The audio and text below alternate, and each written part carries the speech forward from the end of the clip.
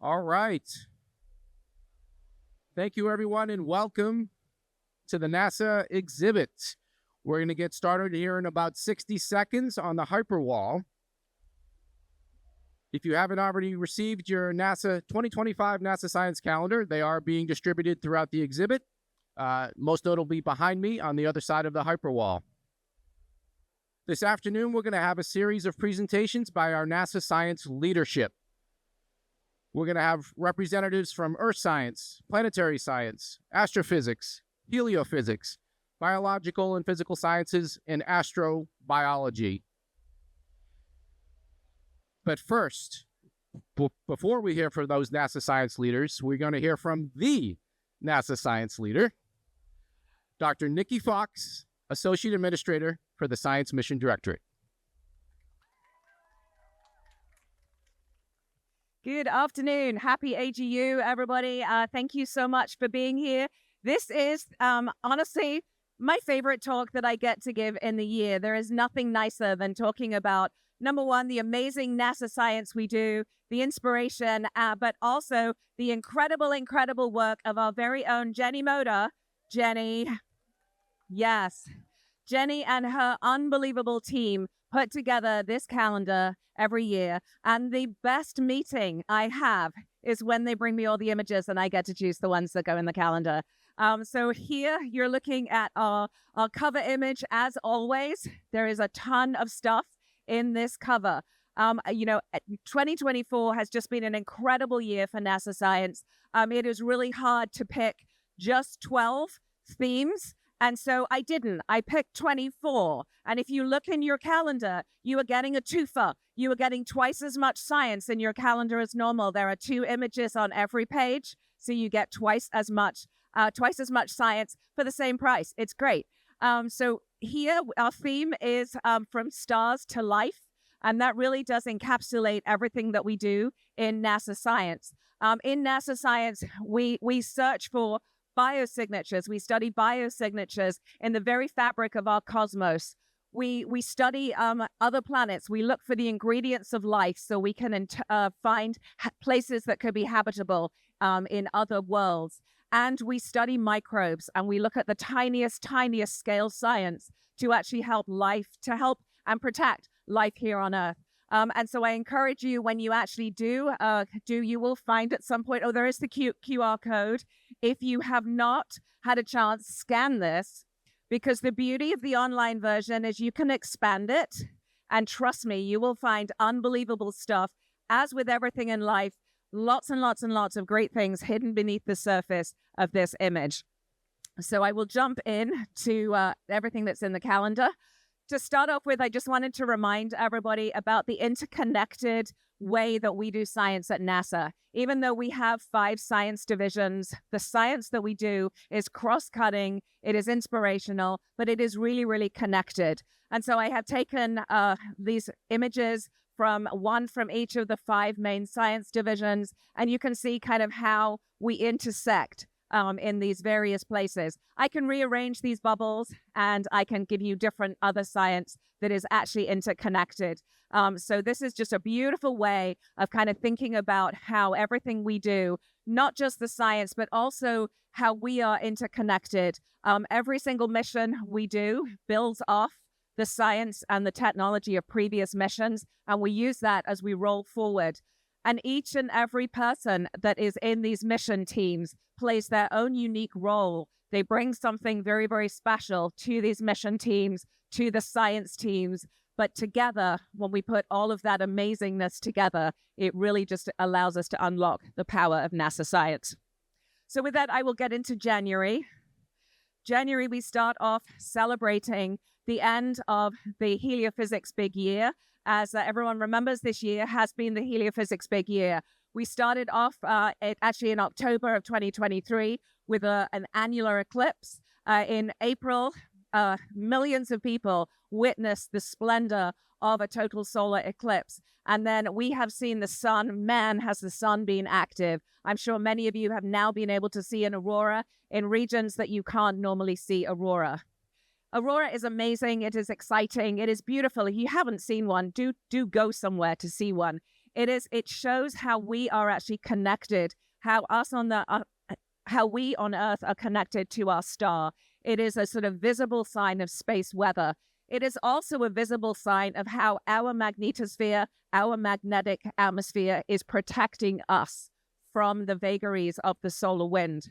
A beautiful line I heard, and since Joe is stealing my lines, I'm going to steal his. The aurora is actually the last gasp. It is the final finale of the sun's energy as it gets deposited into our planet. So space weather, really important. Heliophysics, really important. The aurora, very beautiful. The other reason that I selected this particular image is it's actually from our citizen science program. So this is a great example of how science is for everybody. You do not have to have a PhD. You do not have to work in a fancy lab. You just have to have an iPhone, and you can take beautiful images of the aurora, and you can send them to Aurorasaurus, and that allows us to actually track aurora all over our planet. So yay for citizen science. Into February, we look at images from our planetary mission. This is from Lucy, and this is from our flyby of the asteroid Dinkinesh. And this one, thank you, yay Dinkinesh. So Dinkinesh was full of surprises. And this also shows why you have to go close to something, why you actually have to go and encounter these things. This was the first example we had of a binary. So we had, an asteroid with a smaller body orbiting around it. And it wasn't really possible to see that second body until we started to get close. When we got closer and closer, we realized that second smaller body was actually a contact binary. And so this just, again, unlocking the interest in what we can do when we actually do these science missions. This mission is actually designed to go and study Trojan asteroids. Trojan asteroids thought to be, the remnants left behind when the planets and when our solar system was forming. So they're like little time capsules. If we can actually study these Trojan asteroids, that will allow us to really understand the early days of our solar system. On to March, and this is our first kind of micro scale image. This is from Biological and Physical Sciences, and you're looking at basically a model of the human brain, looking at different types of cells around blood vessels. And in here, we're looking at how these cells respond to simulated radiation. This is really important for us as we get ready to send astronauts back to the moon for a sustained stay on the moon and then onto Mars and beyond. We have to understand how radiation and prolonged radiation actually impacts us as a human species. So this is great work that we do in biological and physical sciences, and kind of just how we use space weather studies to tell us kind of how our planet reacts to radiation. These kind of studies can tell us how our bodies react to radiation. Now, our Earth Science, we launched a fabulous mission at the beginning of this year called PACE. PACE allows us, yay for PACE. PACE allows us to look at our planet in unprecedented detail. It allows us to look not just kind of in the regular colors, but with such high spectral precision that it is like having the big bumper box of Crayola crayons, not just the 8 colors, but all 256. And that allows us to really look in detail at not just our planet, but at the main things that we need to study in order to protect us. So it looks at the health of our oceans and also the health of the air we breathe. So it is a plankton, aerosols, cloud, ecosystem, with the emphasis on the ecosystem. They are all connected. In this image, you're looking at West Africa and the Canary Islands. You can see in green here, this is the phytoplankton. And you can see sort of brown. The brown is dust blowing into our atmosphere from West Africa. And then over the Canary Islands, you can see these Kármán vortices, these features that are in the clouds. So again, it shows how this is all really connected. Phytoplankton are extremely important. They are the base of the food web. Everything basically starts off by eating phytoplankton. With PACE, we can actually resolve different species of phytoplankton. Most of them are really good. Some of them can be harmful. You may have heard of something called the red tide, which can affect water, can affect fisheries. It can kill marine life, and it can certainly make us sick if we eat contaminated shellfish. On to, I believe, May. This is a beautiful image. This is Mars. This is looking at kind of frozen carbon dioxide in carbon dioxide frost in the rock on Mars, and it's shown there in blue. This was taken by the Mars Reconnaissance Orbiter that has been an absolute workhorse. It has been providing us data and information about Mars and how it is continually changing, and it's been doing that for 20 years. Mars is a great example of how we put a lot of different instruments and different missions together to really allow us to go and study this planet. You may have seen recently that our amazing Perseverance rover just took an incredibly interesting sample of a rock called Cheviot Falls that may actually contain the signatures or, contain clues about what prebiotic life might have been like on Mars when it was first forming. So we've done everything we can, by the way, on the surface of Mars to study this rock. Now we need to bring it home. Oh, did I do so? Oh, no, it's coming. So this is going to be our first macro scale image. So you're looking at, this is a sort of, again, a combined image. This is the remnants of the supernova called Cassiopeia A. You're looking at data combined from Chandra in X-rays, Hubble in visible, James Webb Telescope in infrared, and it also has some Spitzer data on the outside as well. So this is actually known as the Green Monster, which is a destroyed star kind of in the center, and trying to find out what caused this star to actually sort of be destroyed.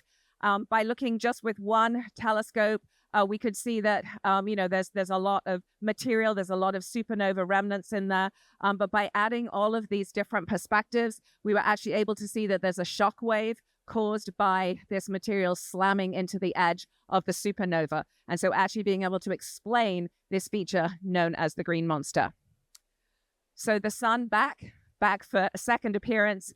This is a great example of how we work with other agencies. So this is data from the GOES mission, the Geostationary Orbit Operational System. This is data from SUVI. So you are looking at ultraviolet images of the sun. The reason I really love this one is this is kind of the sun waking up and telling us that it's available for business. This is taken from December 2023, right before all of that huge space weather kicked off that drove those auroras featured in the January image. Okay, back to astrophysics. I have to say, this is my favorite astrophysics image. I use this one all the time. This really shows, again, the power of why we need multiple observatories to study these amazing things. So this is a front on of a spiral barred galaxy, NG 628, if you're keeping track of that. It is about 32 million light years away, and is in the constellation of Pisces. And the thing I love about this is when you look, this is James Webb data, this is Hubble data. So you're looking at Hubble in the visible, James Webb in the infrared.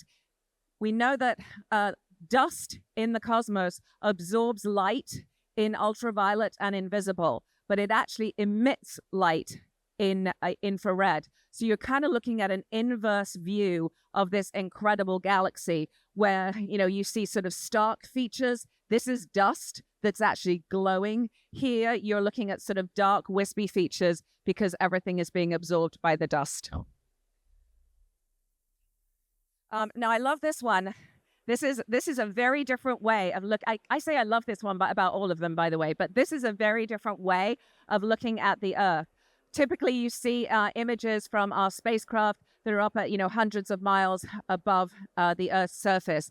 This is taking it from a very, very different view. This is from a Gulfstream 5 aircraft flying over very remote areas and looking in detail at our ice flows and ice formations. It allows us to also verify and calibrate the data from the spacecraft as well. And the reason that's near and dear to my heart is it makes me think of the late Mike Freilich, who actually invented Operation Icebridge to bridge the gap when ISAT-1 finished operations before ISAT-2 came on board online.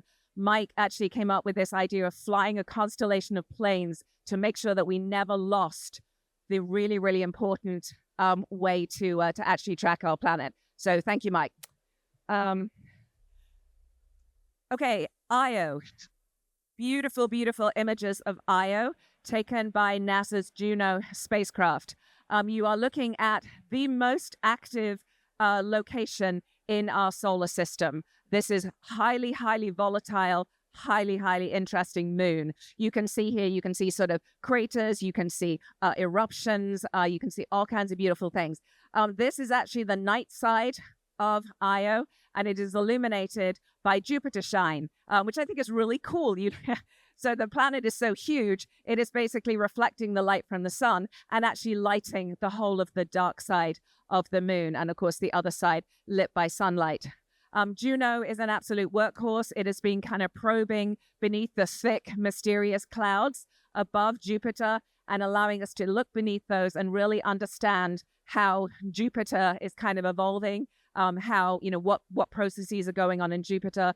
Because of Jupiter's mass, it's basically, it still has the same composition. It hasn't lost its composition like other planets in our solar system have. And so again, it's like having a time capsule. Being able to actually study and understand Jupiter tells us about the very early days of our solar system. Right, now this is my favorite image. I will tell you, when you look through it, you'll find it's on November. That is when my birthday is. And I put my favorite image on there. The reason I love this one, it is a biological and physical sciences image. But when I first saw it, I thought it was a stylized view of like the sun and the earth. This is actually a materials experiment taking place on the International Space Station. It is something very normal. It is soldering. It is something that a lot of you do all the time. When you do soldering, you basically melt and then solidify materials. It's how we connect electrical conductors all the time. When you do the soldering, it can cause voids and shrinkage to happen. So the soldering was done on the ISS. The samples were returned back to Earth. They were polished, they were cut, and they were photographed. And what you can see here is an actual void in the material down here that looks very much like the Earth. But this actually shows the importance of what we do. If you want to go on long, long distances in space, you need to be able to manufacture and repair things. You can't keep sending them home and then having them come back. You have to fix them. So we need to understand that. There are just countless spin-offs from the research that we do in NASA. Some of you may be wearing like temperature-controlled clothes right now. You can thank NASA for that. Anyone who's got really comfy shoes on that you feel like you're walking on air, that's the spacesuit technology right there. So the importance and the value of what we do in NASA science. So to round out the year, it is not as ethereal as it looks. This is a wonderful image of sprites. So these are these translucent events that happen during thunderstorms. They actually travel faster than lightning, so they're very hard to actually predict and detect. They can cause a lot of problems because they're actually causing things to happen in our atmosphere that we're not expecting. This is taken over a chateau in France, so it's a particularly beautiful image. The reason that we round out with this one, we started in January with citizen science. We end in December with citizen science, really making the point that science is for everybody. So this was taken with a camera, just a regular cell phone camera, and that is all you need to do to actually be part of NASA science. So beautiful way of finishing the calendar. And then I started with the sort of the microscopic stars to life image that you see on the cover of the calendar. This is the inside spread, looking in very, very different detail. This is one that you absolutely want to get the electronic version so you really can expand it.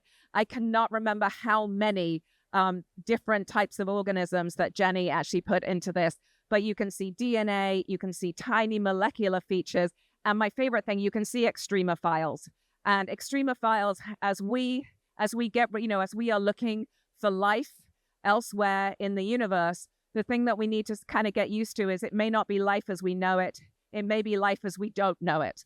And studying extremophiles, things that exist in environments that nothing should be able to exist in, is a really, really, really great way for us to kind of get the idea of what could be out there in the cosmos. But also, so literally here you are looking at all of the ingredients of life all the way out to the stars. And with that, thank you very much. Thank you.